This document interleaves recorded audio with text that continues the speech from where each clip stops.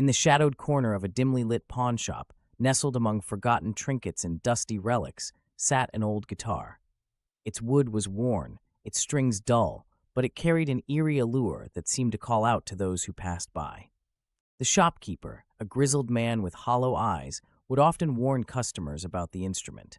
I wouldn't. Wouldn't what? That guitar. It's cursed. Cursed? Come on. It's just a guitar. Needs new strings, maybe. How much? So, how much? $20. As is. I'll take it.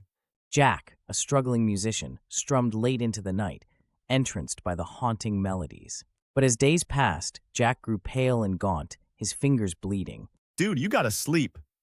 I haven't seen you leave this room in days. Jack, this isn't funny. Afternoon. Afternoon. Looking to trade up? Hoping to. I need something special. Special costs extra. What about that one? That one ain't for sale. Oh, Trust me, you don't want it. It's got a bad history. bad history makes for good songs. How much? 50. But don't say I didn't warn you. Deal. Clara sat on her bed, strumming the old guitar. Her voice filled the room. Hours passed. Her voice grew hoarse, her fingers trembled, but she couldn't stop. Behind thin walls, neighbors stirred, frowning at the repetitive music. She strummed a final, dissonant chord that echoed through the building. The apartment was empty, except for the guitar, resting silently on her bed. Clara, you okay in there? Anna stepped inside. The apartment was empty. The cycle repeated itself. Each owner would play the guitar, only to be consumed by it, their souls seemingly absorbed into its hollow body. The pawnshop became a revolving door for the cursed instrument, its price dropping lower with each tragic tale. Yet there were always those desperate or foolish enough to ignore the warnings. Just a story.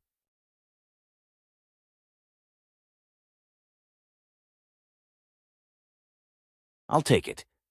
You heard the stories, kid? Stories are for telling. That night, he began to play. The notes that flowed from the guitar were unlike anything he had ever heard, beautiful yet unsettling, as if they were alive. Hours turned into days, and Eli's fingers bled as he played, but he couldn't stop. The music was intoxicating, consuming him. But Eli was different. He didn't fight the guitar's pull. Instead, he embraced it. He poured his pain, his anger, and his soul into every note, challenging the instrument's curse. Come on, is that all you've got?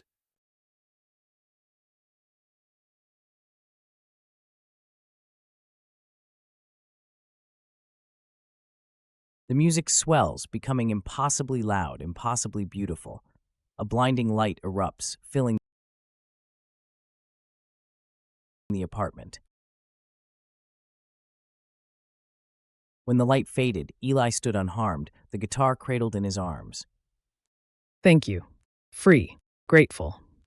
The guitar had become a masterpiece, its music now pure and transcendent. It's never really over, is it? From that day on, Eli's performances were legendary, his music touching the hearts of all who heard it. Yet, those who listened closely swore they could hear more than just his playing, a faint, ghostly harmony.